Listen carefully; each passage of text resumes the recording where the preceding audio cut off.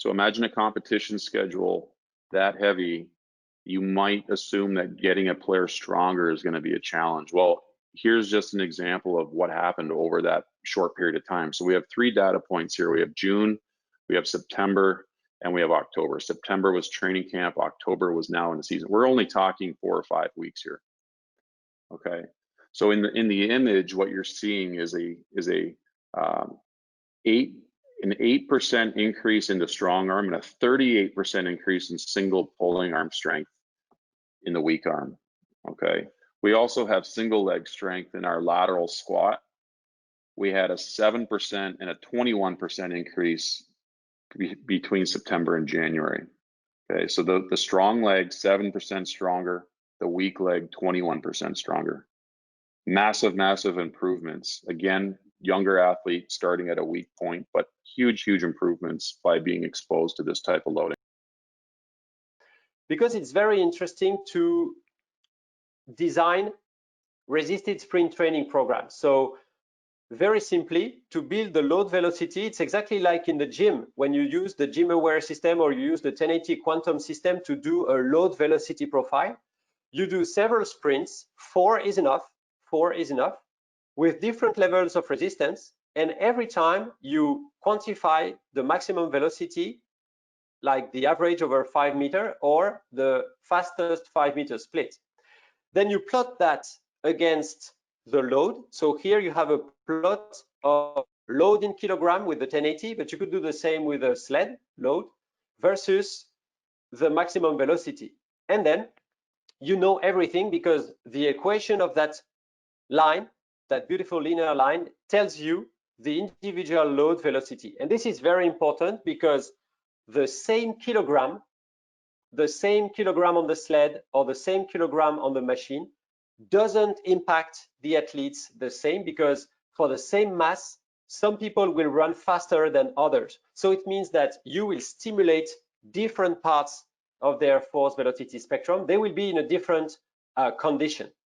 It's a no-brainer at the gym. You will never put the same load for 2 individuals to work the same velocity of movement, right?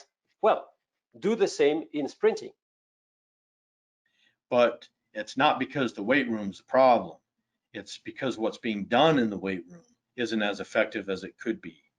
You know, going into the weight room doing heavy, slow, bilateral exercises over and over and over again is not developing speed.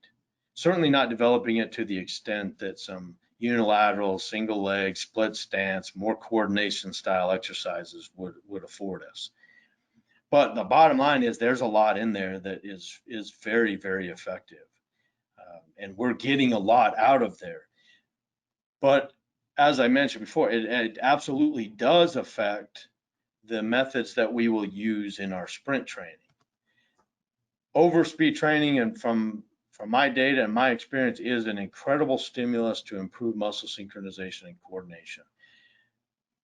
And the brain loves learning this process through having to feel it. I'll jump to coordination because that's one that might be the biggest impact.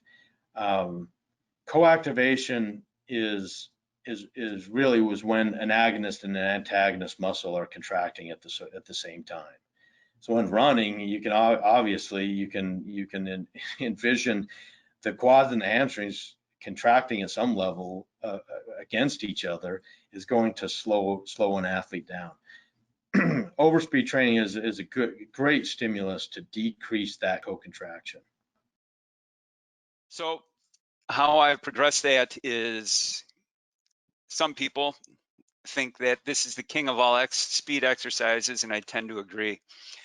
We do overspeed training with wickets. So I can change the distance in between the wickets. You see I have mats out here. I can change contacts and things like that. But basically, I'm going to pull you through. Sometimes you do overspeed training, especially with people that don't get it, they're just getting dragged. There's no target for them to run through. But if I put wickets down and I'm pulling you through fast, you know that you have to make that target, because deep down, everyone fears hitting a wicket and tripping. And I will make a side note, I have never, ever had anyone fall or trip doing overspeed training. And I've told a lot of people. So here comes Sabrina. She's cooking. She would have been on the Olympic softball team, but there's no Olympics. But you can see she has to be perfect. There's a frequency involved, so she's got to target with the frequency, and she's got to hit every one. And then you can see there's the machine, and she's got all that runway to slow down.